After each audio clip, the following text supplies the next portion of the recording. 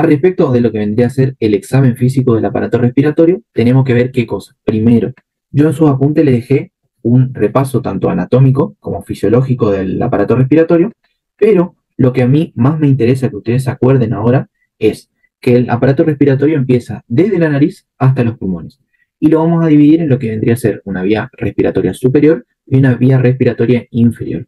La vía respiratoria superior y vamos a tener lo que vendría a ser la nariz, la faringe y la laringe. Y después ya entra lo que vendría a ser la tráquea, que la tráquea, como ustedes ya saben, va a ser un músculo, un órgano, digamos, un músculo cartilaginoso que tiene, digamos, el cartílago con el músculo en la pared posterior, que eso permite, digamos, que ofrezca resistencia tanto a la salida como a la entrada de aire.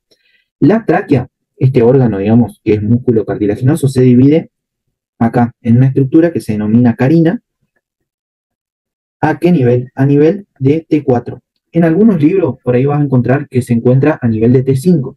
Esto depende de cada paciente. No es lo mismo en un paciente más alto que en un paciente, por ejemplo, más enanito. Pero más o menos para que nosotros sepamos dónde vamos a buscar la bifurcación, al momento, por ejemplo, de auscultar, es importante saber esto. De ahí la tráquea, cuando se bifurca, me va a dar dos bronquios que son principales, uno derecho y uno izquierdo. El derecho me va a dar, digamos, todas ramificaciones para lo que vendría a ser un lóbulo superior, un lóbulo medio e inferior, pero me va a dar dos bifurcaciones. ¿Me seguís hasta ahí? Sí, sí. Bien, o sea, la superior me va a dar solamente para el lóbulo superior derecho y después se va a dividir en una que es inferior y este inferior se va a dividir en dos, en el medio y en el inferior. Y por otro lado, lo que vendría a ser el pulmón izquierdo me va a dar solamente dos ramificaciones, una para el superior y otra para el inferior.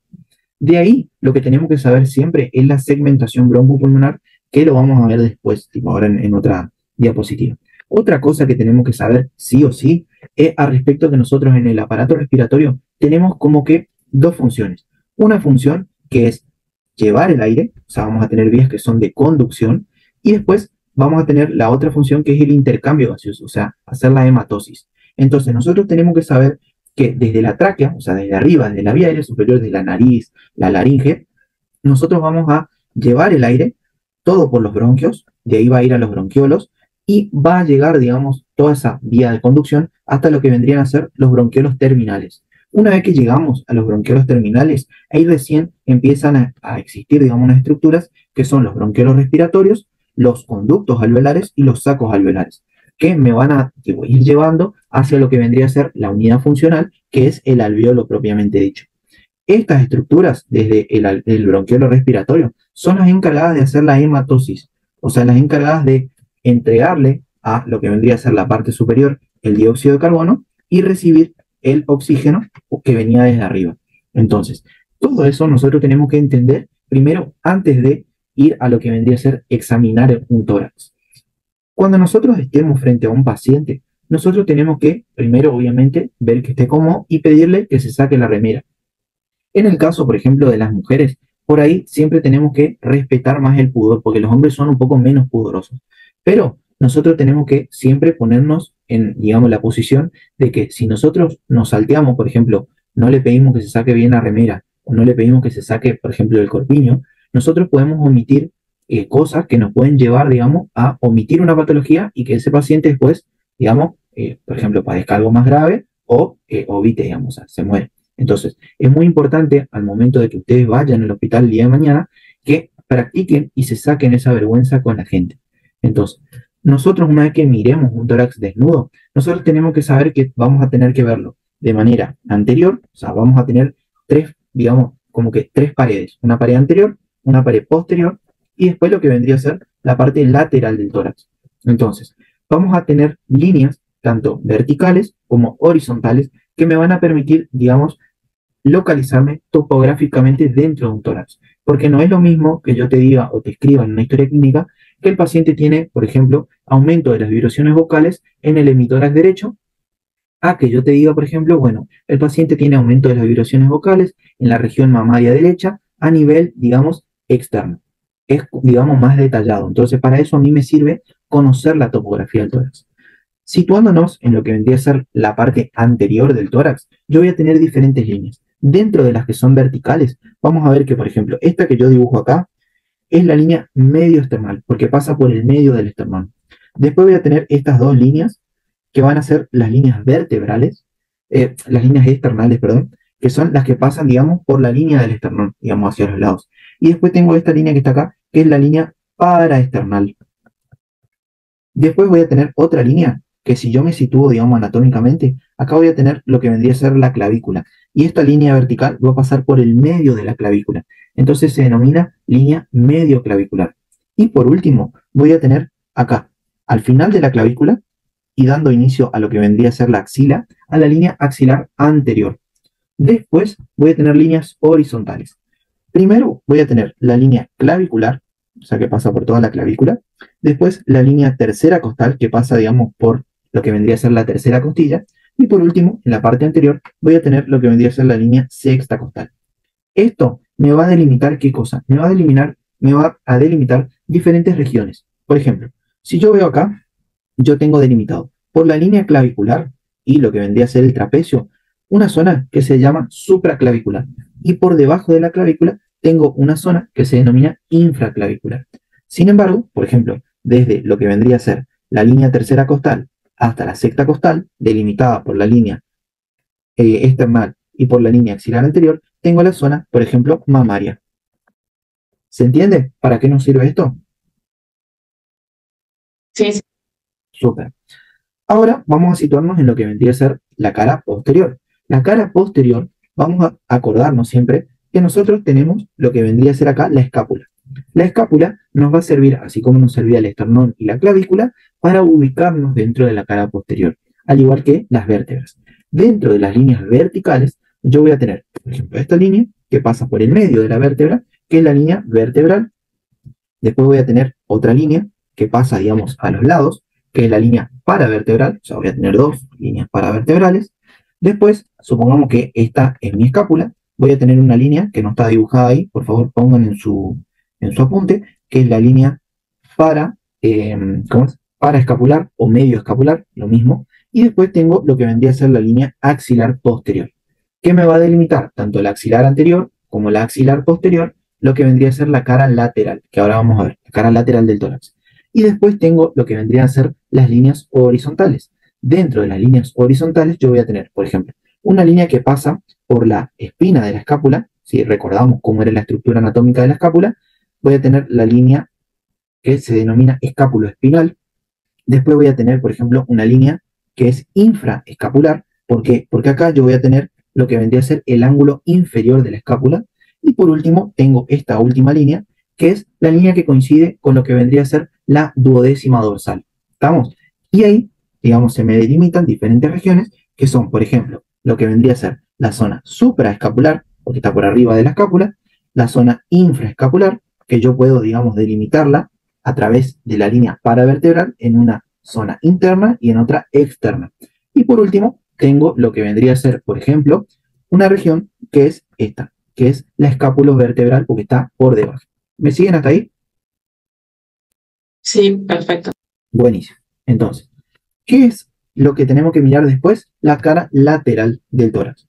Como le dije hace un ratito, estaba delimitada por la línea axilar anterior y por la línea axilar posterior. Pero tengo que dividirla también en una línea axilar media, porque la voy a dividir por el medio.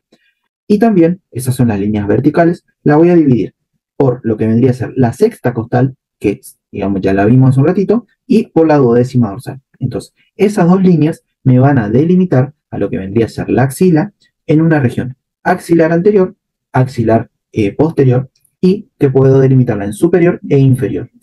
Así es como delimitamos nosotros a la topografía torácica.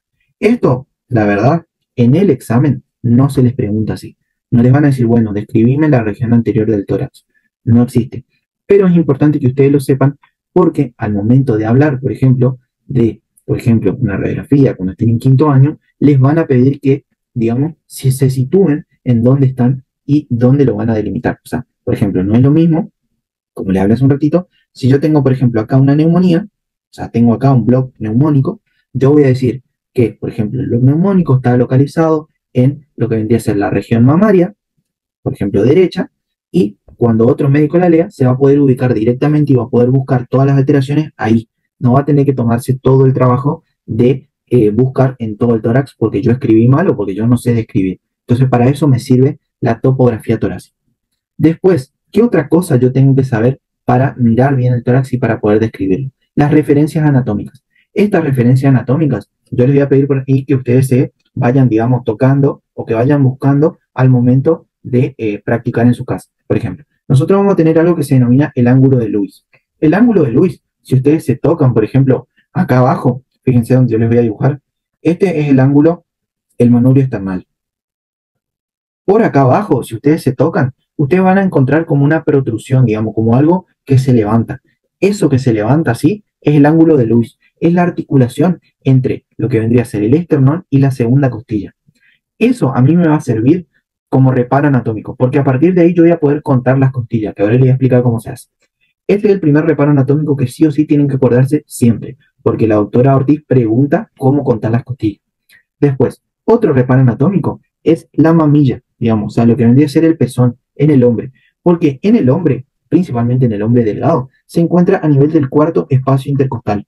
Entonces, después vamos a ver que en el cuarto espacio intercostal derecho está la matidez cardíaca. Entonces es importante que ustedes se acuerden eso, porque si yo veo, por ejemplo, un paciente delgado que tiene matidez, o sea, al momento de percutir a nivel del tercero o segundo espacio intercostal, me tiene que hacer pensar que hay algo patológico ahí.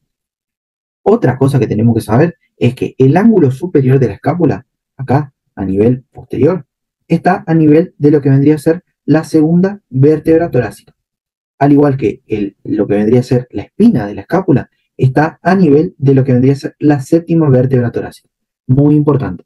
Después, otro reparo anatómico. Si ustedes se dan la vuelta o agachan la cabeza y se tocan acá atrás, vamos a encontrar la prominencia de la última vértebra cervical. Eso nos permite saber que ahí finalizó el cuello y que de ahí para abajo yo estoy en el tórax. Y por último, el ángulo epigástrico. El ángulo epigástrico, como ya vimos en la clase de examen físico general, me permite saber si el paciente es normolíneo, brevilíneo o longilíneo. Para eso me sirve. Entonces, estas referencias anatómicas, al igual que la topografía torácica, es algo muy importante que no les puede faltar al momento de estudiar este tema. Entonces, ¿qué es lo que tenemos que ver después? La maniobra de contar costillas. Muy importante y es pregunta de examen. ¿Cómo vamos a hacer? Yo les propongo lo siguiente.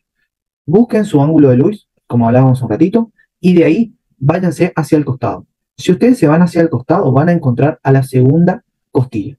Si ustedes se dirigen hacia arriba con su dedo índice, como ven acá, vamos a encontrar el primer espacio intercostal.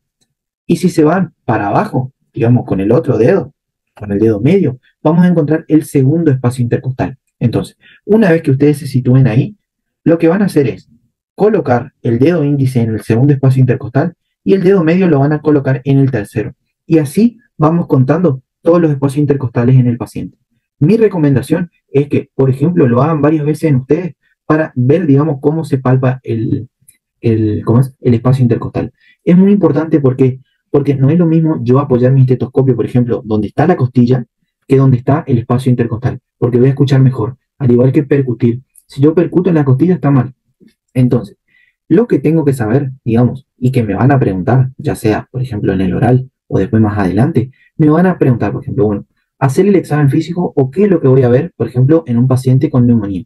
Lo primero que ustedes tienen que hacer es contarle las costillas para saber en qué lugar estamos situados anatómicamente.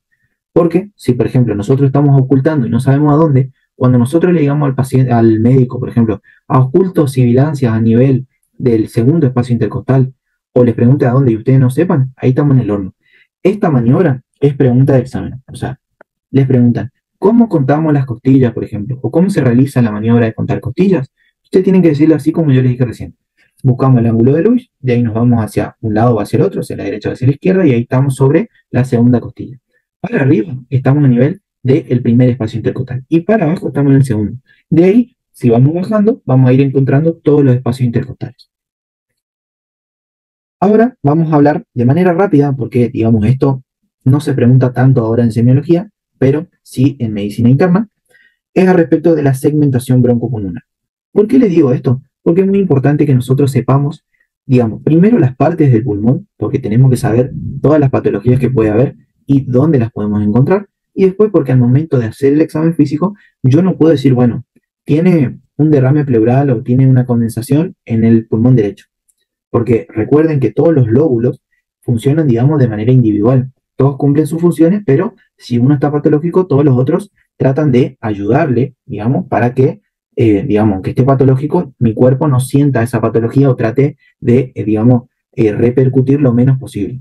Entonces, como yo les venía diciendo hoy, en el pulmón derecho, cuando se bifurcaba la tráquea, yo iba a tener dos, digamos, dos ramas. Una superior que me iba a dar, digamos, para los tres lóbulos superiores. En el lóbulo superior yo voy a tener tres lobulillos, uno apical, uno posterior y uno anterior.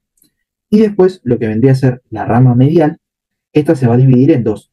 Primero, en lo que vendría a ser el lóbulo medio, que me va a dar, digamos, un lobulillo lateral y uno medial. Y por último, lo que vendría a ser el lóbulo inferior. El lóbulo inferior va a tener cinco, digamos, cinco lobulillos. El basal superior, el basal medial, el basal anterior, el basal lateral y el basal posterior. Y lo mismo tenemos que saber del lado izquierdo. Pero tenemos que saber que el lado izquierdo tiene dos lóbulos grandes, el superior y el inferior. Y algo que es lo que, digamos, sí o sí tenemos que saber ahora, que por ejemplo, en la cara anterior del tórax, cuando yo le haga todo el examen físico en la cara anterior, yo, fíjense esta foto, yo lo que voy a ver principalmente es el lóbulo superior y el lóbulo medio del lado derecho. Fíjense que acá en chiquitito está el lóbulo inferior. Y fíjense que en el lado izquierdo yo tengo prácticamente toda mi cara anterior del tórax, el lóbulo superior izquierdo. Y acá en chiquitito recién el lóbulo inferior, este que yo pinté acá. Pero si yo me voy a la parte posterior, o sea, si yo doy vuelta a mi paciente, fíjense acá en la foto de la derecha, todo lo que es el lóbulo inferior. Entonces, cuando yo estoy evaluando a la cara anterior del paciente, yo voy a estar principalmente frente al lóbulo superior y al lóbulo medio, en el lado derecho. Y en el lado izquierdo, al lóbulo superior nomás. Pero cuando lo dé vuelta, cuando le esté mirando la espalda y le haga el examen físico en la espalda, o sea, en la cara posterior, ahí voy a estar evaluando principalmente los lóbulos inferiores. Otra cosa, y esto es pregunta de examen, cuando a mí me pregunten, por ejemplo, ¿para qué yo le hago el examen físico de la cara lateral del tórax? La respuesta es simple. ¿Para qué? Cuando yo le pido al paciente que me muestre su cara lateral derecha, yo busco evaluar esto que ven acá, el lóbulo medio. Porque el lóbulo medio, como veíamos acá, se ve poco y nada prácticamente en la cara anterior, pero en la cara lateral se ve perfectamente. Y en el lado izquierdo busco, digamos, evaluar lo que es el lóbulo inferior principalmente y también puedo ver el lóbulo superior. ¿Se entendió hasta ahí? ¿Me siguen? ¿Todo bien? ¿Tienen alguna duda? No, todo bien, sí. Súper. Bueno, seguimos ahora con lo que vendría a ser la inspección. Fíjense que nosotros recién le sacamos la remera al paciente y solamente repasamos todo lo que es el continente y el contenido del tórax. Ahora lo que nosotros tenemos que aprender es que la persona tenga el motivo de consulta que tenga disnea, tenga hipo, tenga ronquido, tenga estornudo, tenga dolor torácico, yo le tengo que mirar de forma total, no tengo que ver solo el tórax. Eso es algo muy común que cuando, por ejemplo, un paciente viene con dolor torácico o dolor abdominal, nosotros nos vamos solamente a mirarle el tórax o a mirarle la panza. Entonces, lo que tenemos que saber es que primero hay que hacer una inspección general del paciente. O sea, tenemos que verle todo, tenemos que verle la cara, los ojos, las orejas, todo lo que vimos anteriormente, tenemos que ver. Por ejemplo, el estado de nutrición, por ejemplo, en patologías muy degenerativas, como por ejemplo una tuberculosis, que es de tipo crónica o un carcinoma pulmonar, me pueden dar, por ejemplo, caquexia. Entonces, ¿qué es lo que yo voy a tener en un paciente que tenga caquexia? O sea, que esté terminal prácticamente. La fase caquéctica, lo que vendría a ser un tórax paralítico, que lo vamos a ver ahora más tarde, disminución de la cantidad de masa muscular que tenga, voy a tener prominencia en lo que vendrían a ser los pómulos, una fase cansada, palidez. Entonces, todo eso, yo necesito que si a ustedes les preguntan en examen, por ejemplo, un paciente con una tuberculosis crónica, ¿cómo va a estar el examen físico? Que ustedes no solamente se centren en el tórax de ese paciente, que se centren en todo, en el total. ¿Qué otra cosa podemos ver? Por ejemplo, cianosis. La cianosis. ¿Alguno que está acá se acuerda qué es la cianosis? Bien, la cianosis es la coloración azulada de piel y de mucosas, debido a lo que vendría a ser un aumento de la bilirrubina reducida, de la hemoglobina reducida, perdón, nada que ver, de la hemoglobina reducida mayor a 5 gramos por decilitro. Entonces, eso es muy importante que ustedes sepan el concepto a la hora de hablar en un examen y que sepan que se puede diferenciar en central y periférica. La central, acuérdense que puede ser de causa respiratoria o de causa cardíaca, que la respiratoria mejoraba con el oxígeno. Y la periférica, acuérdense que no mejora con el oxígeno. Por ejemplo, acá vemos lo que vendría a ser una cianosis periférica. Entonces, eso es algo muy importante. Otra cosa que es muy importante que ustedes sepan reconocer, por ejemplo, es respecto de esto que vemos acá. El aleteo nasal. El aleteo nasal, al igual que la utilización de los músculos accesorios, son signos de dificultad respiratoria. ¿Qué quiere decir? Que al paciente le está, digamos, costando demasiado meter aire o sacar el aire.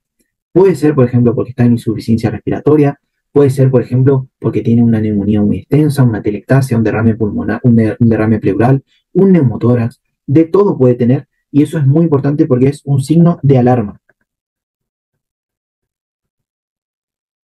Eso también es pregunta de examen. Signos de dificultad respiratoria, aleteo nasal, utilización de los músculos accesorios, tiraje. Los tirajes pueden ser, el tiraje es que, digamos, lo que vendría a ser la piel se mete para adentro cuando el paciente inspira. ¿Por qué? Porque está usando otros músculos. Entonces todas las estructuras, digamos, adentro se meten, digamos, adentro del tórax se mete para adentro. Entonces, por ejemplo, el tiraje supraesternal, supraclavicular, infraclavicular, eso es pregunta de examen. Después, ¿qué otra cosa tengo que mirar? Las fases.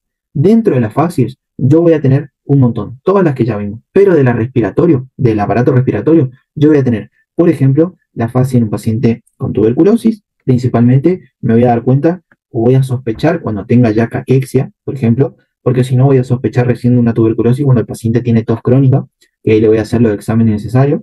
Después, una fase neumónica que ahora vamos a ver. Después, abotagado, principalmente en un paciente EPOC. Y después, el edema en esclavina, que ya vimos en la clase de cuello, pero vamos a volver a repasar. ¿Qué otra cosa tengo que ver? Por ejemplo, el decúbito. Principalmente el decúbito lateral. ¿Por qué? Cuando el paciente tiene, por ejemplo, un derrame pleural, o sea, lo que vendría a ser la acumulación de líquido entre las dos hojas pleurales, el paciente se acuesta de lo que vendría a ser del lado afectado, donde tiene el derrame. ¿Para qué? Para que el otro pulmón se pueda distender para compensar la falla del otro y que pueda respirar mejor. Esto es lo que se denomina trepopnea. Esto es muy importante que ustedes presten atención a ver cómo se está acostando o cómo está el paciente. Después el paciente, por ejemplo, puede venir así agachado, digamos hacia un lado, o puede estar duro, contraído, que es lo que se denomina pleurostótonos. Y después algo que ya les di creo en la clase de cuello, que es respecto de la desviación traqueal. Ahora vamos a ver, pero la desviación traqueal es pregunta de examen. Lo vamos a ver en los síndromes pleurales, lo vamos a repasar ahora otra vez, pero es muy importante que esas cosas que yo digo que es pregunta de examen, las anoten, porque desde que yo estoy en la facultad más o menos se pregunta. Entonces, por favor, no vayan a salir mal por cosas, digamos, fáciles. Al respecto del EPOC, no sé si ustedes lo dieron en patología, pero ahora después vamos a ver cuando veamos las enfermedades respiratorias. La enfermedad pulmonar obstructiva crónica, últimamente se dice que está, digamos, determinada o está formada por dos patologías, digamos, que van de la mano. Una patología que es la bronquitis crónica, que es el aumento de lo que vendría a ser el moco y las secreciones bronquiales, y además el paciente tiene tos, y el enfisema. El enfisema, ¿qué es? Es la destrucción de lo que vendrían a ser las paredes alveolares. Al destruirse las paredes alveolares, lo que pasa es que, por ejemplo, si este alveolo, que estoy dibujando acá, está roto, por ejemplo, lo que pasa es que el aire que entra acá sale y queda atrapado en el intersticio pulmonar. Entonces lo que va a pasar es que al paciente se le va a hacer fácil meter aire, pero cuando quiera sacar, cuando quiera expirar, no va a poder. Y ese aire se va a ir acumulando, acumulando, acumulando adentro de la cavidad torácica y me va a generar obviamente alteraciones. De ahí yo puedo tener un EPOC que predomina, por ejemplo, la bronquitis crónica, o sea, un paciente que tiene, por ejemplo, más secreciones, por eso se dice que, por ejemplo, tiene ronco, tiene sibilancia, porque tiene adentro de sus bronquios mayor concentración de moco. Después hay un paciente que tiene tos, tiene expectoración, o sea, tiene una expectoración mucopurulenta, pero vamos a ver que el tórax de este paciente es normal, prácticamente. Son aquellos pacientes gorditos, por ejemplo, prácticamente cianóticos, y que vos le vas a ver, por ejemplo, que tiene la cara más edematosa. Por otro lado, el paciente enfisematoso, vamos a ver que es un paciente delgado, un paciente que principalmente va a caracterizarse porque tiene, por ejemplo, lo que vendría a ser el tórax centonel, o sea, un tórax grande antero-posteriormente, y vamos a ver que es delgado, está todo como chupado.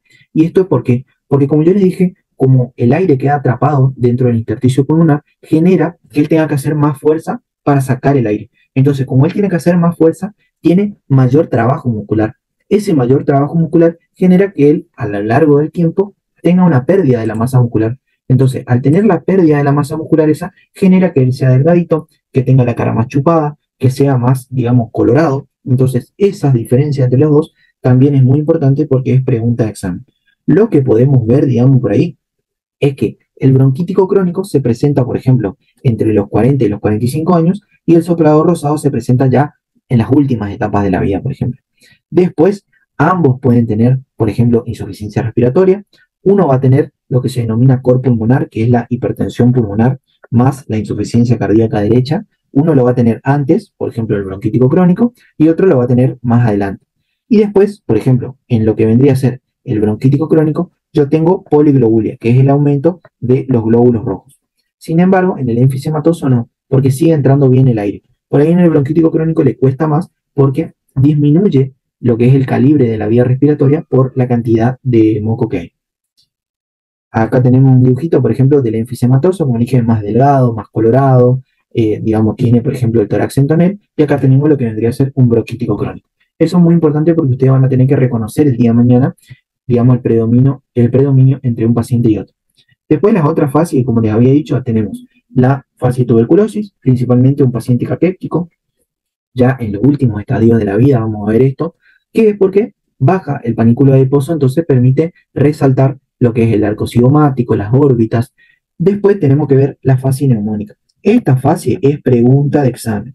Sí o sí, hay un doctor que es bastante, digamos, bastante anciano, por así decirlo, que da otra materia aparte de semiología, que pregunta mucho al respecto de la fase neumónica. Lo que tenemos que saber sí o sí es que la fase neumónica te da eritema malar, como vemos acá, por ejemplo, y te da lo que es el herpes labial. O sea, una reactivación de lo que vendría a ser la infección por el virus del herpes, vamos a tener que se da unilateral, o sea, en un lado de la cara, y que es, digamos, en el mismo lado donde está la patología. Por ejemplo, si yo tengo una neumonía del lado derecho, yo voy a tener el herpes labial del mismo lado. Muy importante. Y puedo tener aleteo nasal, que es un signo, como dijimos, de dificultad respiratoria. Y después el edema en esclavina, la fase de edema en esclavina, que ya vimos, digamos, por qué se daba en la clase de cuello, que vamos a ver que es una fase edematosa principalmente, con todo lo que vendría a ser la circulación colateral. Y las telangiectasias podemos encontrarlas también en el tórax. ¿Qué otra cosa tenemos que hacer después? Ahí sí, una vez que le vimos todo al paciente, le vimos la cara, le vimos los brazos, le vimos todo, ahí nos vamos a la inspección del tórax. Primero, ¿qué tenemos que ver en el tórax? Tenemos que ver lo que vendría a ser el continente. El continente va a ser la piel, el tejido celular subcutáneo, los músculos, todo eso se hace mirando nomás. Después vamos a ver que podemos palpar, por ejemplo, el tono y el trofismo de los músculos, que es muy importante. Pero lo que tenemos que saber es que primero tenemos que ver el general del paciente y después tenemos que ver su tórax. Fíjense, por ejemplo, al respecto de la piel, ¿yo qué tengo que ver en la piel, por ejemplo? Tengo que ver el color, tengo que ver si, por ejemplo, tiene cicatrices, tengo que ver, por ejemplo, si tiene los denominados nevos en araña, que es muy característico, por ejemplo, de enfermedades hepáticas. Todo eso yo voy a ir anotando en la historia clínica para buscar después. Después tengo que ver el tejido celular subcutáneo, por ejemplo, si tiene edema, si no tiene edema. Fíjense acá, por ejemplo, esto es un paciente que vino a la consulta primero por esto. Fíjense, esto se denomina ginecomastia.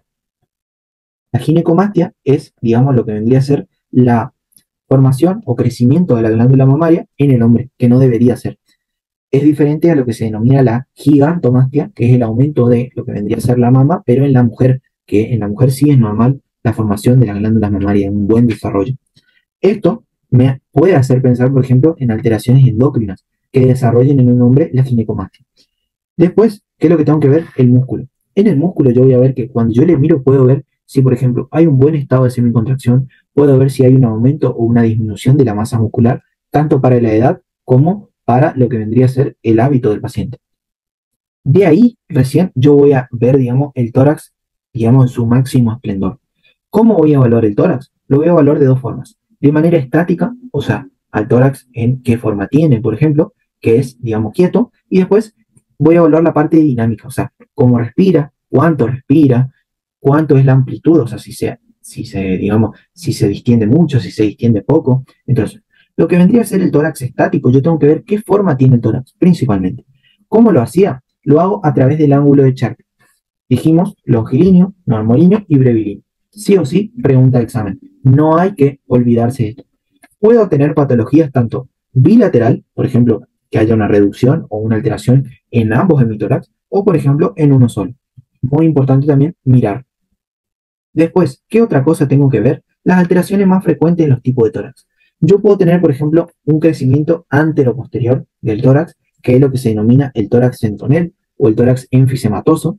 Estoy escuchando que se largó a llover, así que está ideal para dormir la siesta, aunque ya pasó el horario. El tórax enfisematoso dijimos que es el aumento antero-posterior. Entonces yo voy a ver, como tengo acá en la foto, por ejemplo, un paciente que parece que tiene, digamos, por eso se denomina tonel, como que tiene un bidón de agua adentro del pecho. Esto es muy importante porque se da en los pacientes de POC, principalmente en los enfisematosos. Vamos a ver que estos pacientes tienen qué cosa. Tienen aumento del diámetro antero-posterior y también qué cosa, un diafragma. El diafragma normal en la radiografía, vamos a ver que es así, digamos, tiene como una forma de cúpula. Sin embargo, en el enfisematoso yo veo que el tórax se aplana. Y esto es porque queda tanto aire retenido dentro del pulmón que el diafragma se empieza, digamos, a sentir como aplastado. Además, vamos a ver que las costillas se empiezan a abrir y se empiezan a horizontalizar cada vez. En vez de tener esta forma de arco, se hacen así, más rectas. Eso es muy importante porque nos van a hacer, digamos, ver al momento de pedirle una radiografía a un paciente, ver y pensar en el tipo de tórax que tiene el paciente. Después, ¿qué otra cosa tenemos que ver? Por ejemplo, otras alteraciones como por ejemplo el pectum excavatum y el pectus carinatum. Estas patologías, digamos, del tórax se dan principalmente en el síndrome de Marfan. El pectus excavatum es porque el paciente, digamos, tiene una malformación a nivel del desarrollo del esternón y de las costillas que hace que parece un hueco en el tórax. Fíjense acá. Parece que alguien le metió una patada y se le hundió el tórax. Es muy importante porque si yo pienso, por ejemplo, que este paciente que tengo acá es alto, tiene hiperlaxitud en los dedos, por ejemplo, le pido que se estire o le estiro así y veo que, por ejemplo, la piel se estira un montón y capaz tiene un síndrome de Marfan y digamos, esa alteración en síndrome de Marfan tiene muchas complicaciones cardiológicas, como por ejemplo la disección aórtica y se me puede morir. Entonces, para eso me sirve conocer todo eso. Y después tengo, por ejemplo, el pectus carinatum, que es el tórax en quilla, o como un barco que tiene una punta, que también se da por una malformación, tanto en el esternón como en el cartílago, y que, digamos, yo tengo que ver y tengo que buscar que no tenga una patología, por ejemplo, como es genética. Otra alteración muy importante respecto al tórax paralítico. El tórax paralítico, como yo le dije, ¿en quién voy a sospechar o en quién voy a ver principalmente? En un paciente que está en los últimos estadios de la vida, como por ejemplo en un paciente con tuberculosis o con un cáncer pulmonar o con algún otro tipo de neoplasia. ¿Qué es lo que yo voy a ver en este tórax? Voy a ver que es un tórax que está alargado, pero digamos que está aplanado y a lo largo está, digamos, como que reducido de tamaño. Es como un tórax chiquitito y largo. Además voy a ver que tanto las costillas como las clavículas están hacia afuera. Hay una prominencia porque disminuye la cantidad de músculo que tiene ese tórax. Y después tengo el rosario raquítico, que es otro tipo de tórax que se ve principalmente en los pediátricos, porque vamos a ver esto. Vamos a ver como una presencia de nudos en lo que vendrían a ser las costillas, y esto se produce por un déficit de vitamina D. Muy importante porque es un déficit, digamos, que lleva muchos años que se está desarrollando y genera, digamos, otras patologías, además que vamos a ver después más adelante, que el déficit en la síntesis de la vitamina D genera, digamos, no solamente un tórax raquítico, sino que malformación en los huesos, patologías cardiovasculares, musculares. Entonces, es muy importante que sepamos diferenciar eso. Después tengo otro tórax que ya es menos preguntado, que por ejemplo el tórax telescopado. Bánquenme 2 segundos que se me fue el PowerPoint. Ahí está.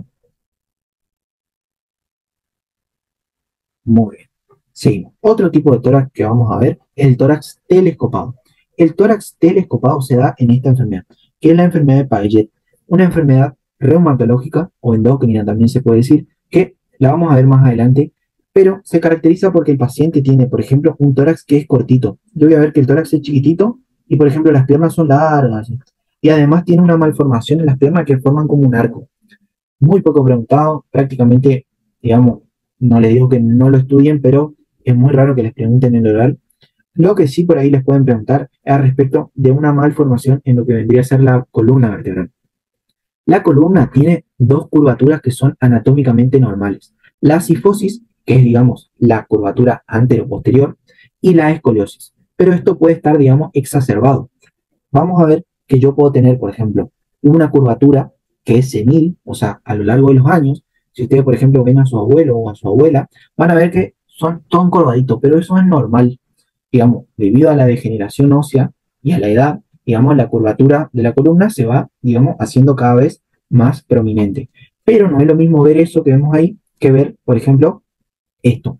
Esto, que por ahí hay muchos chistes, viste, que te dicen, che, no llevé la mochila, es, digamos, patológico, porque ahí sí yo tengo, digamos, una cifosis exacerbada, pero en un paciente ya joven.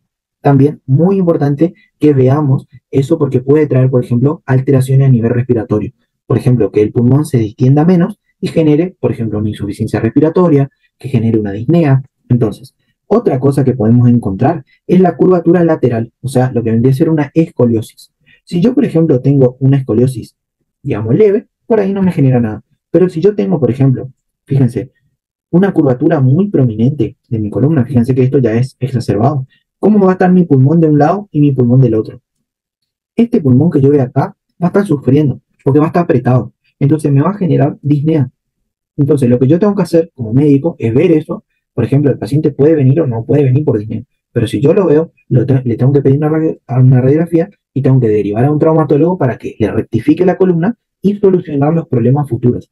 Porque, digamos, al principio, cuando el paciente es pediátrico, no pasa nada, digamos, vive normalmente, pero a la larga lleva muchas manifestaciones, tanto neurológicas como cardiovasculares, que, digamos, pueden llevar al óbito de los pacientes. Entonces, para eso es muy importante reconocer todas estas cosas. Después, ahora sí, vamos al tórax dinámico. Me siguen hasta acá con todo, es mucho contenido, yo sé, pero quiero saber si se va entendiendo.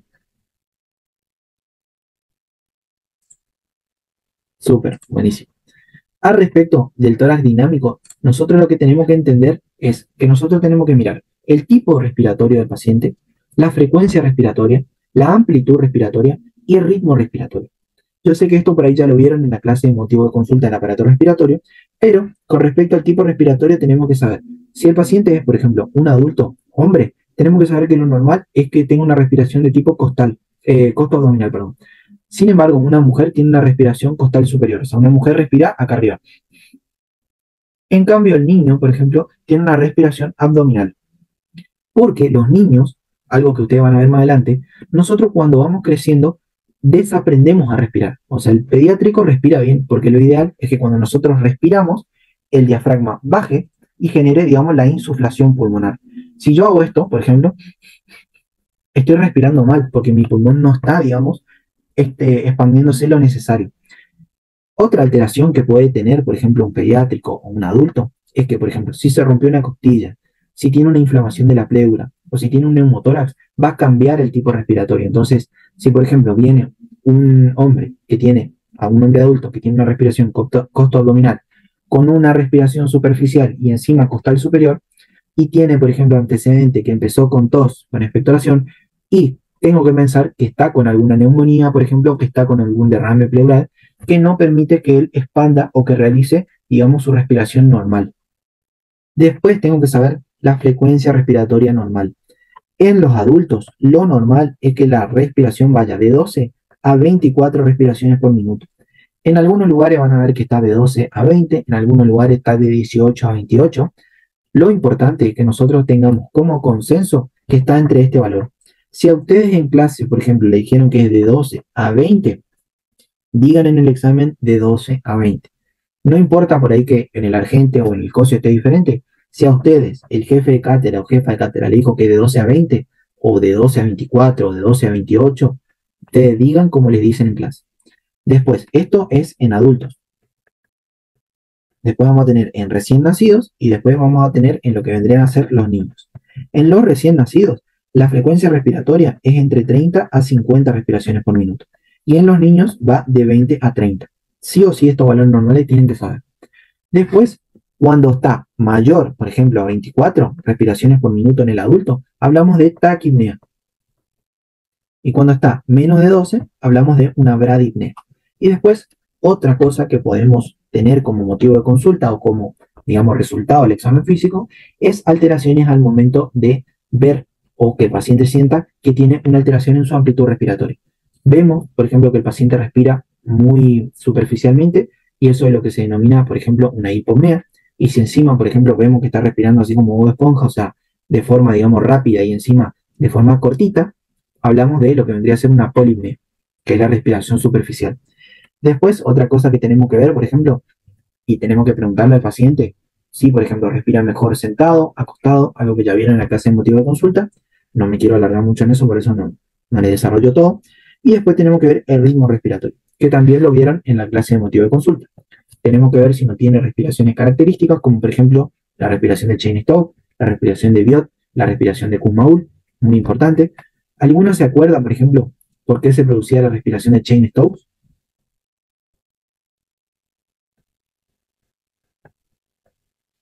La respiración de Cheyne-Stokes se da por una sensibilidad al CO2, por ejemplo, por una ACV.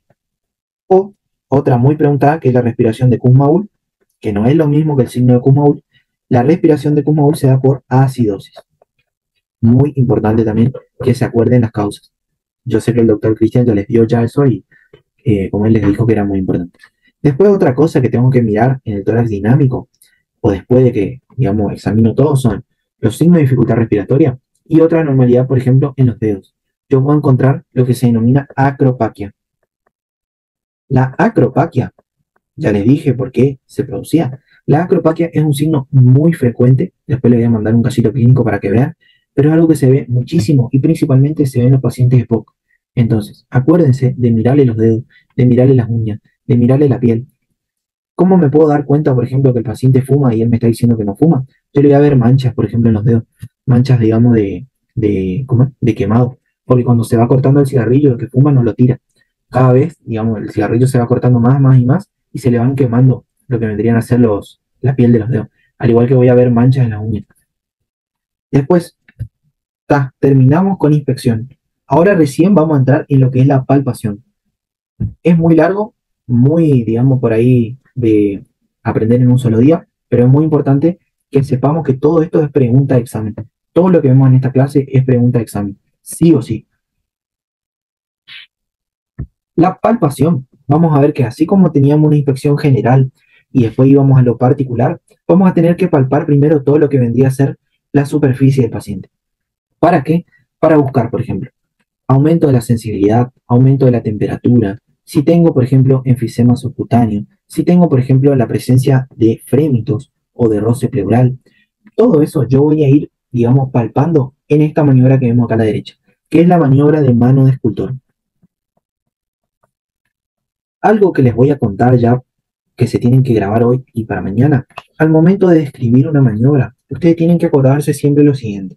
Tienen que describir, por ejemplo, cómo está el paciente, si está parado, si está sentado, y cómo está el examinador. Por ejemplo, acá vemos que el paciente puede estar sentado o parado, con el tórax descubierto, y nosotros, para hacer la maniobra de mano de escultor, nos vamos a ubicar tanto adelante como atrás del paciente. Vamos a ubicar la mano así, de plano, sobre lo que vendría a ser el tórax del paciente.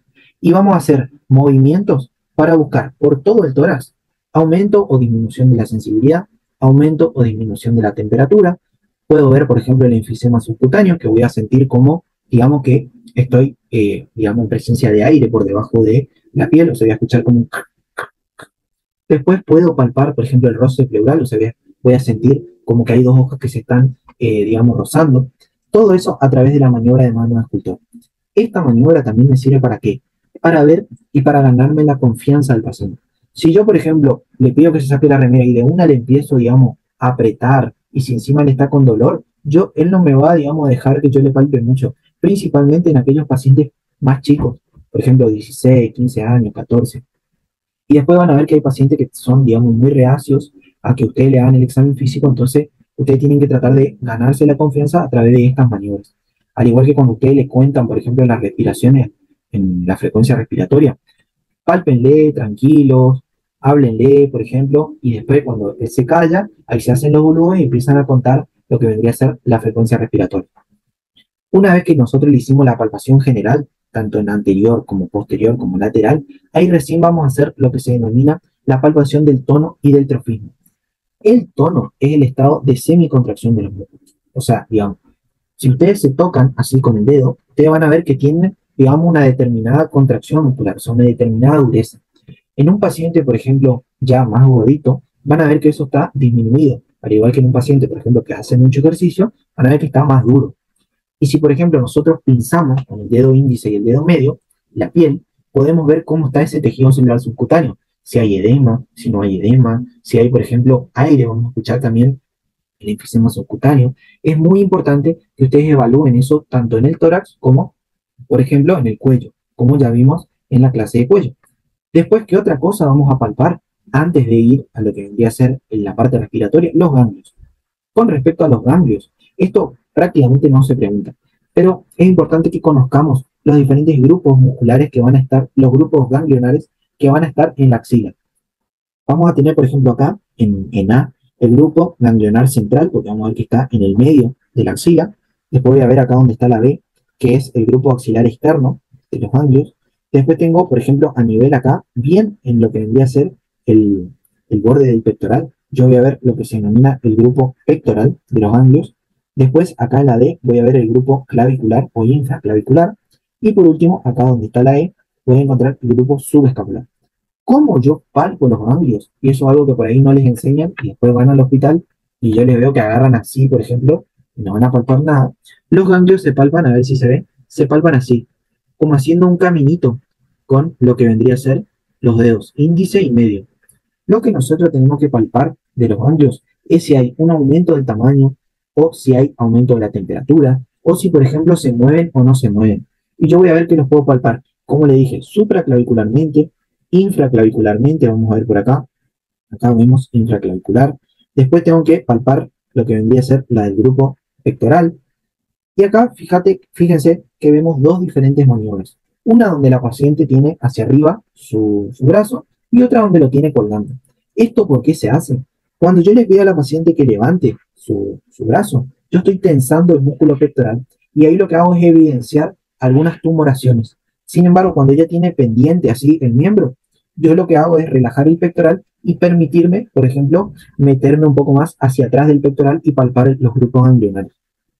Después tengo que palpar la parte posterior, muy importante también, y de los ganglios, eso es lo que principalmente tienen que saber. No hay nada, digamos, eh, que les puedan preguntar por ahí para matarlos en un examen al respecto de los ganglios. Lo que sí tienen que saber es del cuello, eso es muy importante, pero de la axila prácticamente no se pregunta mucho.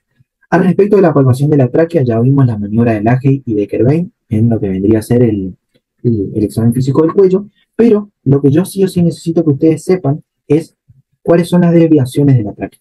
Muy importante. Para eso, yo tengo una mnemotecnia que la verdad que no es muy, por ahí, muy copada, pero a mí me ayuda a acordarme. La tráquea puede desviarse hacia el lado opuesto de la lesión, opuesto, o hacia el lado afectado, lado afectado. Hacia el lado opuesto, nosotros sabemos que se dirigen las patologías del neumotórax y las del derrame pleural. Y hacia el lado afectado, vamos a ver que tenemos a la paquipleuritis y a la atelectasia. ¿Cómo yo me acuerdo de esto? Es que al lado afectado, por ejemplo, no en mi tórax y derrame para allá. Así me acuerdo yo que la tráquea en el neumotórax y en el derrame pleural se van hacia el otro lado. No en mi tórax, te va al otro lado, tráquea, te va para el otro lado, y derrame para allá. Y cuando me tengo que acordar, por ejemplo, de las patologías que atraen la tráquea hacia el lado afectado, me acuerdo de lo siguiente. Paqui, o sea, vení para acá, vení aquí, pleuritis, y atrae lectasia. Yo me acuerdo así, si a ustedes les sirve, anótenlo en sus apuntes.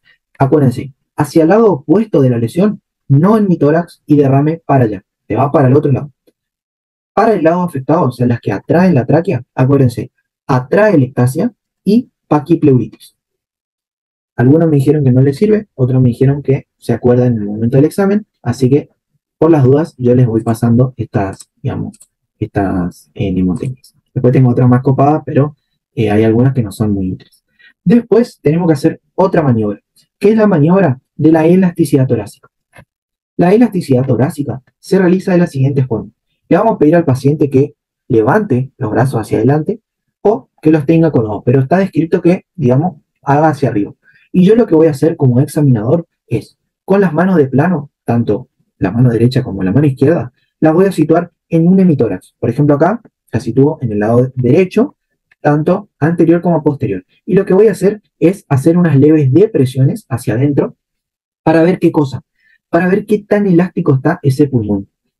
Lo voy a hacer tanto del lado derecho como del lado izquierdo. Puedo tener, por ejemplo, un aumento de la elasticidad, o sea, un tórax mucho más elástico, como por ejemplo en el enfisema, y puedo tener, por ejemplo, una disminución, o sea, un tórax mucho más duro, como por ejemplo en la osteomalacia. Esto es muy raro que se pregunte en examen, pero por las dudas, acuérdense, pero las maniobras, esta y todas las que vamos a ver a partir de ahora, siempre se preguntan en examen. Todas las maniobras que vamos a ver en esta clase se preguntan en examen. Así como yo les estoy, digamos, describiendo, tienen que describirla ustedes. Ahora, ya vimos qué tan elástica es esa pared pulmonar, esa pared torácica. Ahora tenemos que ver qué tanto se expande, qué tanto, digamos, puede meter de aire. Y yo lo que tengo que ver, si ustedes se acuerdan, el pulmón tenía una parte apical, una parte basal, una cara mediastinal y una cara, digamos, torácica o costal. Después, ¿qué es lo que tenemos que evaluar? Vamos a evaluar la expansión tanto en los vértices pulmonares como en las bases pulmonares, tanto anterior como posterior. Y después, fíjense que, por ejemplo, a un paciente que está acostado, no se puede levantar, yo no le puedo hacer esta maniobra. Entonces lo que voy a hacer es hacerle así, de forma acostado.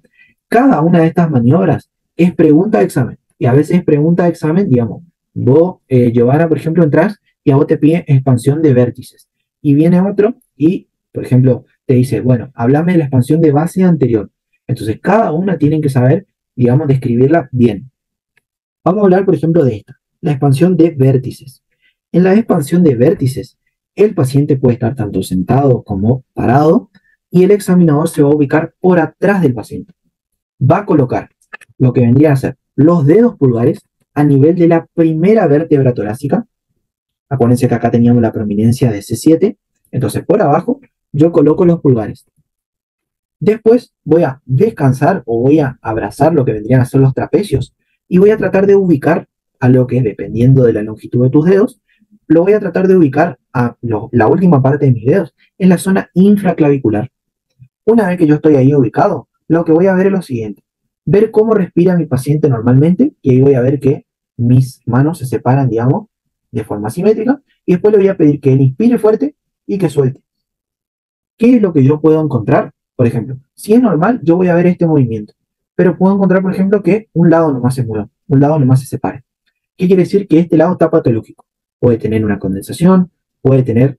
Sí, eso es de vértice. Esta que vemos acá es de vértice. Esta es la de vértice pulmonar.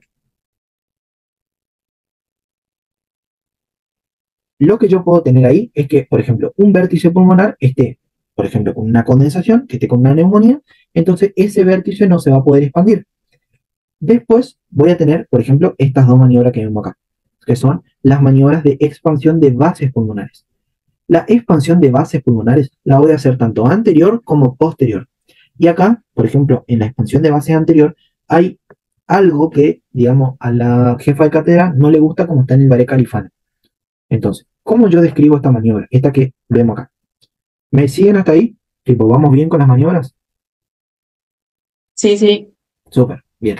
La expansión de bases anterior, yo lo que voy a hacer es colocar mis dedos pulgares acá, a nivel de la sexta costilla. Entonces, en el Baré Califano me dice que yo tengo que poner mis dedos a nivel del apéndice cifoides, pero para la jefa de cátedra, o sea, para la doctora Ortiz, se ponen los dedos a nivel de la sexta costilla.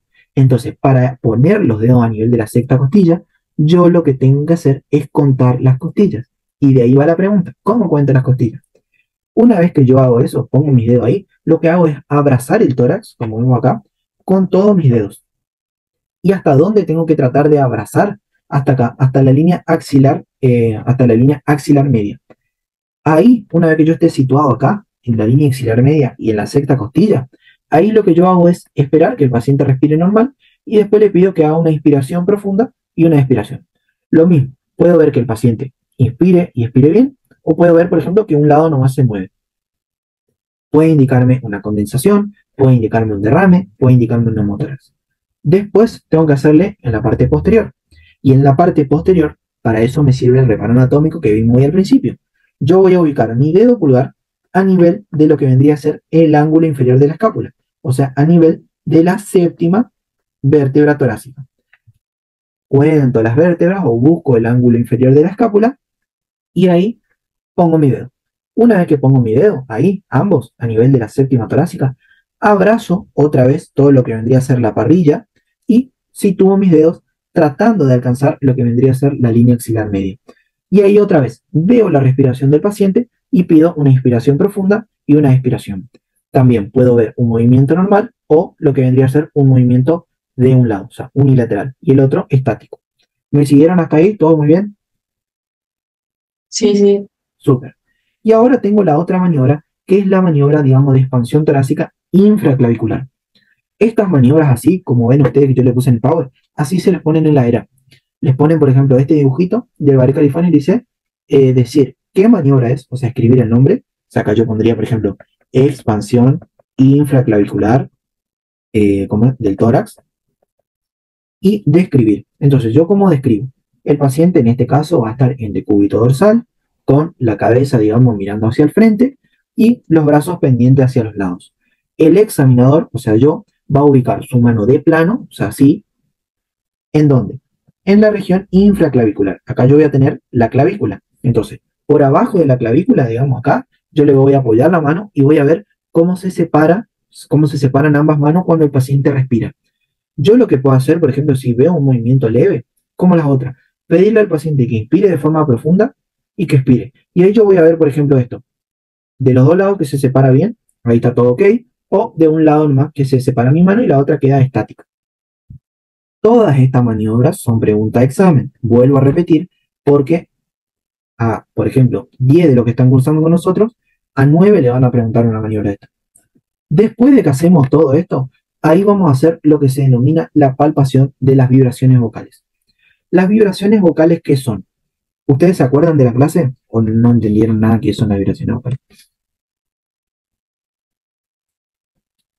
Las vibraciones vocales, cuando yo, por ejemplo, al paciente le digo que diga 33, se produce porque el paciente mete aire y hace que vibre, debido a esa palabra, que vibren las estructuras respiratorias. Porque las estructuras respiratorias son un caño. Entonces el aire que viaja alrededor de todas esas estructuras choca, genera vibración. Entonces cuando yo le pido al paciente que diga 33, por ejemplo, o ferrocarril, por ejemplo, yo lo que hago es hacer que vibren las estructuras respiratorias y ver, digamos, si hay un buen pasaje de aire a través de todo el árbol respiratorio. ¿Dónde yo tengo que mirar las vibraciones vocales? En el tórax anterior y posterior. ¿Puedo hacerlo en el lateral? Sí, pero es más difícil. Y lo que más se pregunta es anterior y posterior. Entonces, ¿cómo yo voy a hacer la maniobra? En lo que vendría a ser la palpación de las vibraciones vocales anteriores, le voy a pedir al paciente, por ejemplo, que se ponga a los lados, con los brazos pendientes hacia los lados, y le voy a decir que diga 33. Cada vez que yo le apoyo la mano. Una vez que yo le apoyo la mano, él va a decir 33. Y yo voy a sentir una vibración en mis dedos. ¿Estamos de acuerdo? Yo, por ejemplo, puedo tener un aumento de las vibraciones vocales o una disminución de las vibraciones vocales. Toda esta secuencia la voy a hacer tanto anterior como posterior y después la voy a hacer con el canto de la mano. Sí, la maniobra se llama así, maniobra de las vibraciones vocales. Así nomás se llama. Acá se pone en la región anterior, acá se pone en la región posterior y acá, por ejemplo, se pone, por ejemplo, palpación de las vibraciones vocales con el canto de la mano. Estas maniobras que ven acá no se preguntan en el escrito, no, digamos, nunca pusieron en escrito. Lo que se preguntan es en el oral. Después, al respecto de esta maniobra que vemos acá, que es la del con el canto de la mano, la idea es que nosotros, una vez que, por ejemplo, si yo tengo acá, por ejemplo, una condensación, la idea es que yo le voy a ir, por ejemplo, poniendo la mano. Yo le puse la mano acá, después le puse la mano acá, y lo que voy a ver es que en algún lugar hay una disminución de la vibración vocal. Cuando yo veo eso, por ejemplo, yo voy a ver que, tipo, perdón, lo que yo voy a ver es que tengo que delimitar en qué lugar va a estar, digamos, ese nivel donde se pierde la vibración vocal. Entonces, para eso yo lo que voy a hacer es, con el canto de la mano, tratar de delimitar lo mayor posible. Solamente para eso. Ahora, al respecto de las patologías que aumentan o disminuyen las vibraciones vocales. Esto es pregunta de examen. Sí o sí. La única patología o el único síndrome pulmonar que genera aumento de las vibraciones vocales es el síndrome de condensación. ¿Por qué? El síndrome de condensación se caracteriza porque adentro del alveolo yo tengo líquido, ya sea pus, ya sea agua, ya sea sangre. ¿Qué va a pasar? Cuando entre el aire acá, va a generar mayor vibración de todas estas estructuras. O sea, van a vibrar más. Entonces va a generar un aumento de las vibraciones vocales. Por otro lado, por ejemplo, en el caso de una disminución de las vibraciones vocales, yo puedo tener, por ejemplo, en un derrame pleural.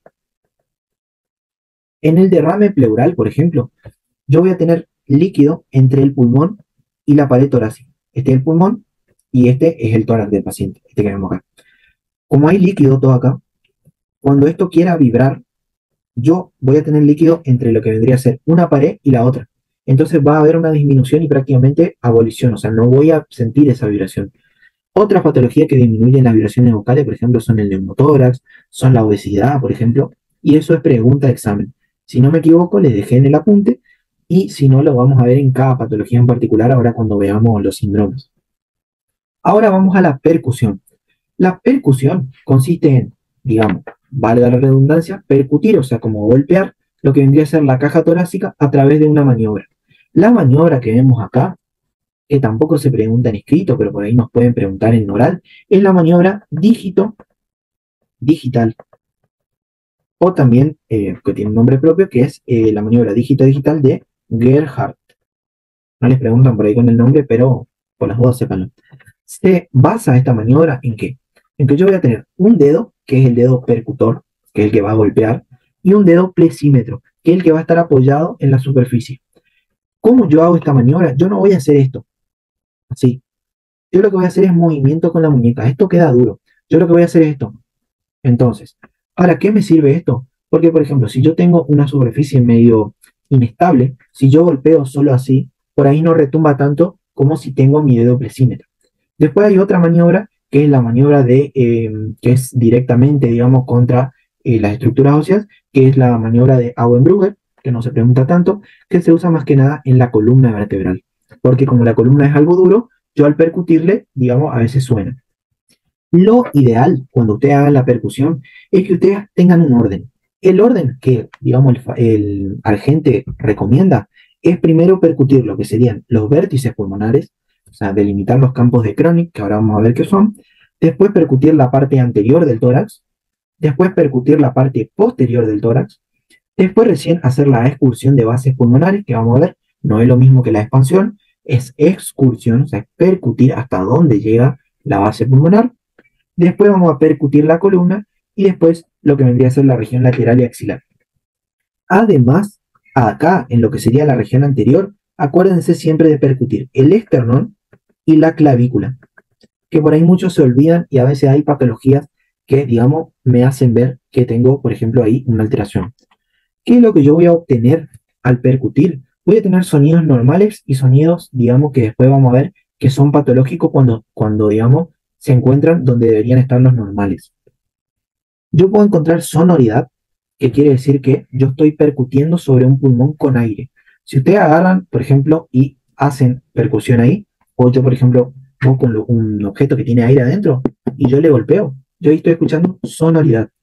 Sin embargo, si agarro algo duro, por ejemplo, que no tiene aire, y yo lo percuto, por ejemplo, voy a ver que eso es matidez, porque no tiene aire, no tiene nada adentro.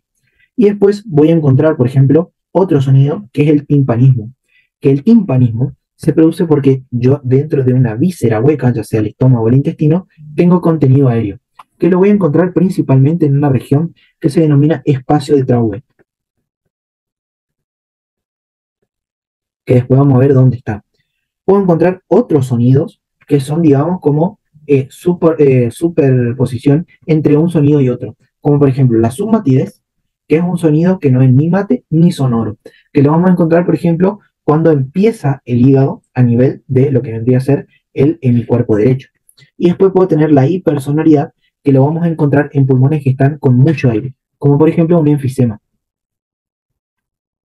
Otra cosa que vamos a ver, por ejemplo, es que va a haber patologías que van a tener, por ejemplo, aumento de la matidez, o que vamos a encontrar matidez en lugares donde no debería, como por ejemplo en una condensación, en la telectasia, en derrame pleural.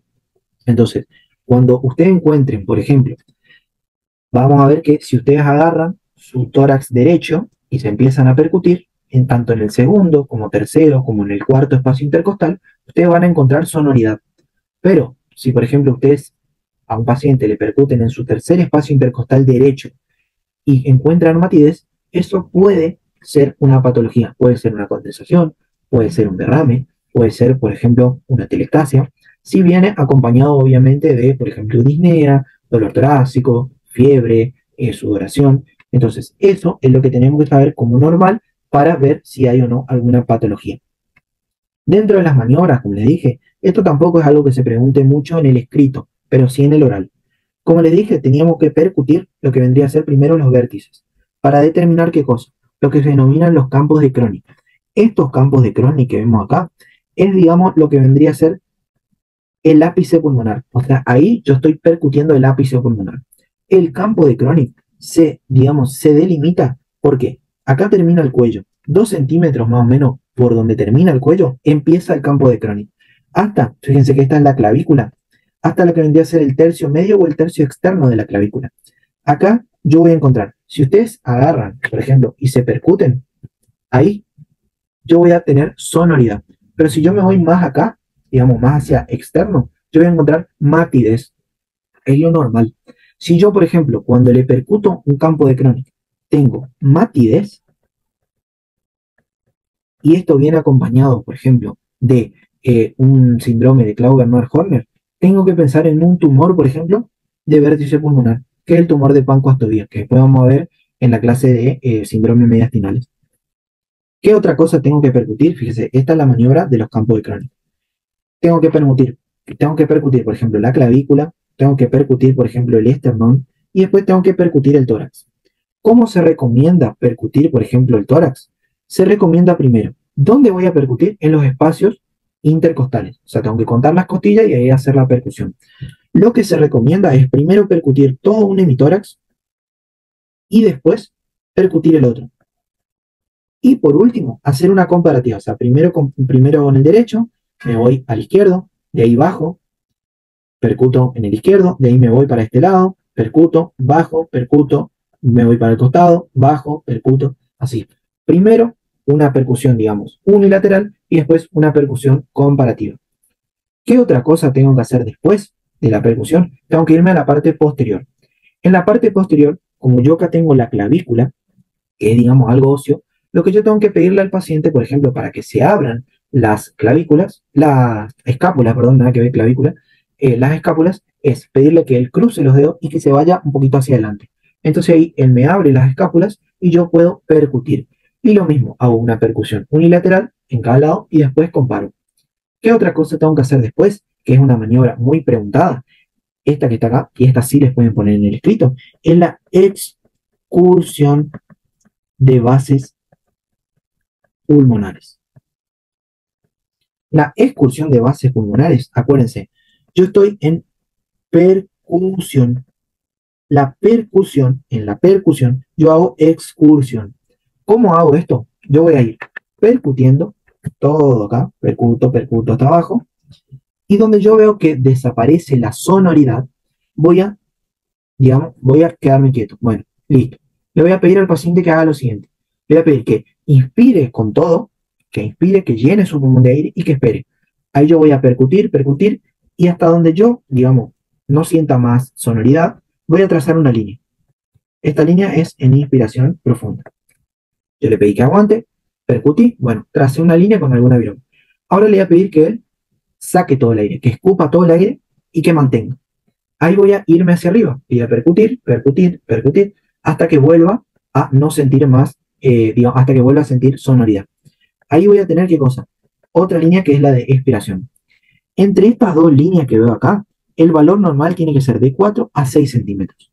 Si, digamos, es menor, ya es patológico. Quiere decir que no se está expandiendo correctamente el pulmón o que puede haber, digamos, algún derrame, alguna telectasia, alguna condensación.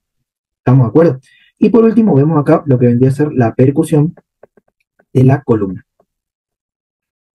¿Vamos bien hasta ahí? ¿Están muy cansados? ¿Quieren hacer un recreo?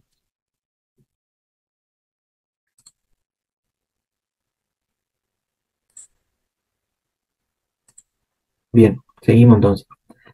Como les dije, podemos tener anormalidades. Eso es algo que vamos a ir viendo a lo largo de cada síndrome pleural y pulmonar, pero es muy importante que conozcamos, digamos, las causas.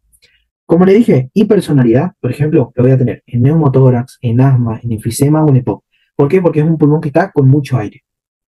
Matidez, como le dije, todo lo que tenga contenido líquido, por ejemplo, ya sea dentro del alveolo o entre la pared torácica y el pulmón, me va a generar algo mate, o sea, algo que, digamos, yo percuto y no hay vibración aérea. Otra cosa que puedo encontrar es el timpanismo. El timpanismo, como les dije, vamos a encontrarlo en vísceras que tienen, digamos, lo que vendría a ser un aumento de contenido de aire, principalmente acá, en el espacio de Traube. Este espacio de Traube está delimitado ¿por qué? Por el vaso, por el hígado, el estómago que está por detrás y por acá arriba lo que vendría a ser el diafragma. Algo que se pregunta mucho es las causas de ausencia dentro del timpanismo del espacio de Traube. Lo normal es que si ustedes se percuten acá, donde está el estómago, sea timpánico. Pero si yo no tengo timpanismo, por ejemplo, yo tengo que pensar en que el paciente comió, o sea que está en post-ingesta, que tiene una hepatomegalia, que tiene, por ejemplo, una esplenomegalia, o sea, un crecimiento del hígado, del vaso, perdón. Esplenomegalia es del hígado, esplenomegalia es del vaso, hepatomegalia es del hígado. Otra cosa que puede tener el paciente es un tumor gástrico. Y otra cosa que puede tener el paciente es un derrame pleural izquierdo. Estas 5 causas, solo estas 5 causas, son pregunta de examen. No hay más causas de esto. Yo sé que a ustedes por ahí le dicen, por ejemplo, que la cardiomegalia te da desaparición del timpanismo, el embarazo, eso está mal. Estas 5 causas son las que están en la Argentina y son las que la doctora Ortiz quiere que ustedes le escriban en el examen. Y esta pregunta, ahora que me acuerdo, fue pregunta en la ERA del año pasado. En la ERA y en el final. Así que acuérdense, estas 5 causas sí o sí.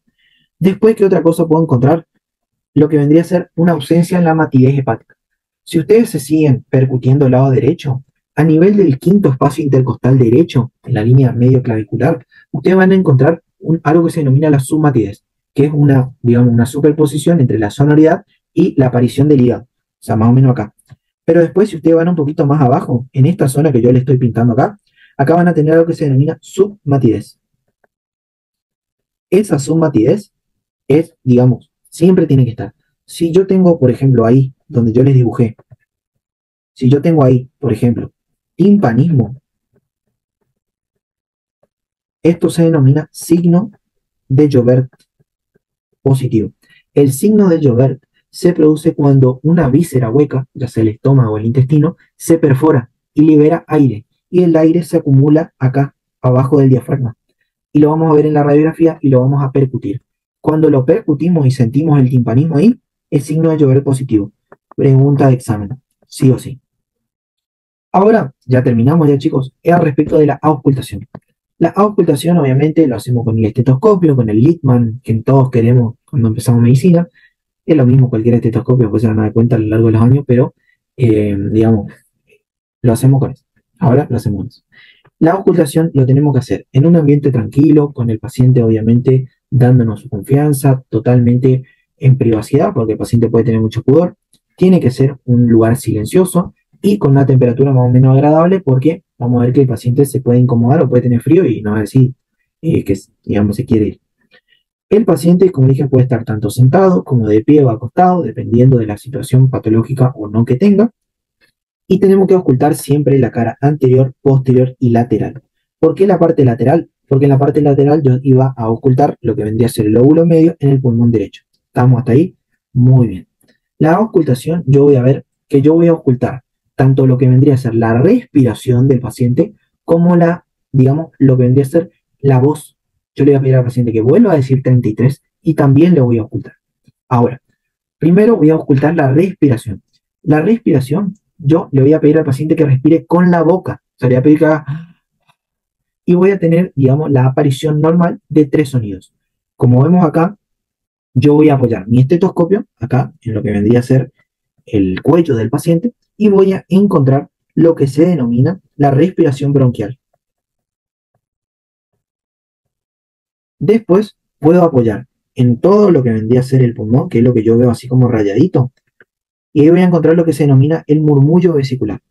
Y después yo voy a encontrar un sonido que es la, digamos, es la superposición de ambos sonidos, tanto la respiración bronquial como el murmullo vesicular, que se denomina respiración broncovesicular. Esto yo lo voy a ocultar tanto en la cara anterior del tórax como en la cara posterior, como vemos acá en esta fotito. ¿Qué significa cada ruido? El murmullo vesicular, que es el que dijimos que se encuentra en todo el tórax, se produce porque se insuflan todos los alvéolos. O sea, yo estoy metiendo aire. Entonces yo lo voy a escuchar cuando el paciente inspire principalmente. O sea, yo le voy a pedir que haga... Y ahí yo voy a escuchar, digamos, un sonido como... que es el que yo les pasé hoy en el grupo. Vamos a ver que el murmullo vesicular puede aumentar o disminuir. Y va a estar disminuido principalmente en lo que vendría a ser el derrame pleural, el neumotórax, la condensación. ¿Es muy importante que sepan esto? Sí. Después, algo que ya es más raro que les pregunten, por ejemplo, son los otros dos. El soplo glótico o soplo laringotraqueal es el que yo voy a ocultar cuando le ponga acá, en el cuello del paciente. Y se produce porque yo estoy metiendo aire en la vía aérea superior. Entonces, este yo voy a ocultar tanto en la inspiración como en la expiración. Muy importante que por ahí se acuerden las diferencias. Y otro, que es la superposición entre ambos, es la respiración broncovesicular. La respiración broncovesicular, vamos a ver que tiene pocas alteraciones, pero las voy a ocultar en estas regiones. En la región supraclavicular, en la región infraclavicular y a nivel de la clavícula. ¿Cuál es la importancia de esto, digamos, de que yo sepa diferenciar? Es que puede haber o no patologías que me modifiquen esos sonidos. Principalmente el murmullo vesicular es el que tienen que saber dónde van a ocultar y qué es lo que se está produciendo, digamos, fisiológicamente. Después lo otro es ya más raro que pregunten. Y estos sonidos se pueden, digamos, alterar. Por ejemplo, el murmullo vesicular puede estar, digamos, cambiado, ya sea por un soplo tubario, por un soplo pleural, por un soplo anfórico, que lo vamos a ver en las patologías. Tipo, ahora necesito que aprendan lo normal. Y después vamos a ver lo que son los sonidos agregados. Los sonidos agregados son pregunta de examen. Siempre son pregunta de examen. Por ejemplo, yo voy a tener los roncos, que los roncos son sonidos, digamos, que vamos a ocultar principalmente cuando el paciente expira y que se modifican con la tos. Esto es pregunta de examen. El ronco se produce porque en lo que son las vías respiratorias, digamos, grandes, de grueso calibre, por ejemplo, los bronquios fuentes, los bronquios segmentarios, digamos, los más grandes, acá se acumula moco. Entonces, esa acumulación de moco genera que el flujo acá dentro de aire sea turbulento y que parezca como que yo estoy movilizando secreciones. Entonces, eso es un roncus. Es similar a lo que escuchamos por ahí en las películas, vieron, de los pacientes más obesos. Entonces, el ronco, acuérdense que es un sonido grave porque el bronquio grueso está obstruido, tipo su luz, ya sea por ejemplo, moco o edema, y se oculta en la expiración y se modifica con la tos. Eso es pregunta de examen, sí o sí. Después voy a tener las sibilancias. Las sibilancias se da más que nada en las vías respiratorias, pero más distales, o sea, más cerca de lo que son los alvéolos. Y también se produce porque está estrecho. Pero vamos a ver que es un sonido como un silbido. O sea, vamos a escuchar que es... Entonces, ¿dónde yo voy a ocultar? Principalmente en las vías aéreas, digamos, más distales. Y se da principalmente, esto es lo importante, que se da en el asma. Se puede dar en otras patologías, sí, como por ejemplo en un tromboembolismo de pulmón, se puede. Pero principalmente lo que les van a preguntar ahora es al respecto del asma. Y después vamos a tener a los estertores. Los estertores se dan principalmente porque la secreción puede estar en el bronquio o en el alveolo. Y eso es lo que les voy a explicar ahora, que es pregunta de examen también. Los estertores vamos a ver que se pueden clasificar en húmedos o en crepitantes. Los estertores húmedos es porque en aquellos bronquios de mediano o grueso calibre yo tengo aumento de las secreciones. Pero ¿qué es lo que pasa? Cuando yo movilizo esas secreciones, esas paredes se van despegando y generan lo que vendría a ser los estertores, como que se escucha así. Entonces, cuando yo voy a ocultar eso y cómo yo lo diferencio para aprender de un roncus, el roncus dijimos que era expiratorio y el estertor se da tanto en inspiración como en expiración. Y voy a ver que se modifica con la tos. También a respecto del roncus, ¿se acuerdan que, por ejemplo, también se modificaba con la tos? Pero algo que yo quiero que se aprendan sí o sí, que el único estertor que no se modifica con la tos es el estertor crepitante. El estertor crepitante se produce cuando el alveolo, que vemos acá, que está lleno de secreción, ya sea, por ejemplo, purulenta, se llena de aire y se despega su pared. Cuando se despega esa pared, ahí genera, digamos, el sonido como si yo hago esto, digamos, si yo me froto el pelo. Se hace como este sonido, yo lo voy a escuchar cuando estoy en el final de la inspiración, y esto es muy importante, que no se modifica con la tos. Esto es pregunta de examen, chicos. Sí o sí necesito que se acuerden de eso. Causa principal, la neumonía, o sea, un síndrome de condensación, la insuficiencia cardíaca y las EPI. Otro sonido agregado que puedo encontrar es el frote pleural. El frote pleural se da cuando se inflaman las dos pleuras. Si ustedes recuerdan, tenía una pleura visceral y una pleura parietal, y cuando estas se inflaman, se rozan y generan el sonido. Vamos a ver que tampoco se modifica con la tos, pero esto que veíamos acá era una patología, digamos, pulmonar, y esto es pleural. Ahí está la diferencia. El único sonido pulmonar que no se modifica con la tos es el crepitante, o sea, el estertor crepitante. ¿Estamos de acuerdo? Después, todos los otros, el estertor húmedo, el ronco, la sibilancia, todos se modifican con la tos. Acuérdense porque les van a poner en el choice o en el a desarrollar que ustedes describan cada sonido y sí o sí tienen que poner esto. Y ahora, por último, ya terminando el examen físico respiratorio, vamos a ocultar la voz. ¿Cómo vamos a ocultar la voz? Le voy a pedir al paciente que cada vez que yo le apoye el estetoscopio en los espacios intercostales, que él diga la palabra 33 o ferrocarril, o por ejemplo, si es un estadounidense que por ahí les preguntan, pídanle que diga 99 o 11. ¿Para qué? Para generar la vibración dentro de lo que vendría a ser el aparato respiratorio. Lo mismo que las vibraciones vocales. Acá yo voy a tener alteraciones, y esto es muy preguntado, pero en las patologías. Yo voy a tener la broncofonía, que algo que necesito que sepan antes es que cuando ustedes le oculten al paciente que diga 33, ustedes lo normal es que escuchen, por ejemplo, 33 en el estetoscopio. Él va a decir 33 y ustedes van a escuchar 33. Tipo, las vocales prácticamente no se escuchan. Cuando yo tengo algo que se llama broncofonía, es como que yo al volumen, digamos, como si fuese una tele, al volumen del pulmón le estoy subiendo. Es como que aumenta el volumen dentro de lo que vendría a ser el pulmón. Entonces aumenta lo que sería el 33. Yo voy a escuchar más fuerte. Principalmente esto se da en la condensación, o sea, en la neumonía. Después tengo la pectoriloquia, que la pectoriloquia quiere decir que yo voy a escuchar 33. Cuando yo le pido al paciente que haga 33, el estetoscopio, yo voy a ocultar así, 33, voy a escuchar la palabra nítida. Y esto se da principalmente en las condensaciones, pero cuando están, digamos, ya comprometido tanto el bronquio como el lóbulo. O sea, yo tengo todo tapado. ¿Y esto por qué? Porque acá rebota el aire y rebota tan fuerte que genera la transmisión de la voz. Acá en la broncofonía tenía, por ejemplo, en mi pulmón, tengo acá, por ejemplo, apenitas un lobulillo comprometido. Después tengo la pectoriloquia áfona. En la pectoriloquia áfona, yo le voy a pedir al paciente que me diga 33, pero como si me estuviese contando un secreto. O sea, así, 33. Y yo a la ocultación voy a escuchar re fuerte la palabra, voy a escuchar 33, o sea, re nítido y re fuerte.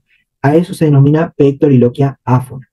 Y después, las otras dos alteraciones que voy a encontrar es la egofonía o voz de cabra, que cuando el paciente diga 33, yo voy a escuchar 33, ¿sí? Como una, digamos, como una cabra. Esto se produce principalmente en el derrame pleural, pero vamos a ver cuando veamos derrame, que el derrame, si este es mi pulmón, por ejemplo, este es el derrame, arriba de este derrame, o sea, acá, con mi estetoscopio, acá arriba yo voy a escuchar lo que vendría a ser la egofonía o voz de cabra. Acá yo no voy a escuchar nada, pero acá arriba sí voy a escuchar la egofonía. Y por último, voy a tener la otra alteración, que es la voz anfórica. Que la voz anfórica es ya más raro de ver, se dice que se ve, que se escucha, digamos, en el neumotórax, y es una voz, digamos, con un timbre más metálico, digamos, como que le cuesta más salir a la voz. Se escucha como un 33, pero más fino, pero nítido, obviamente. Y con eso, gente, si no me equivoco, terminamos con la clase de hoy de examen físico respiratorio.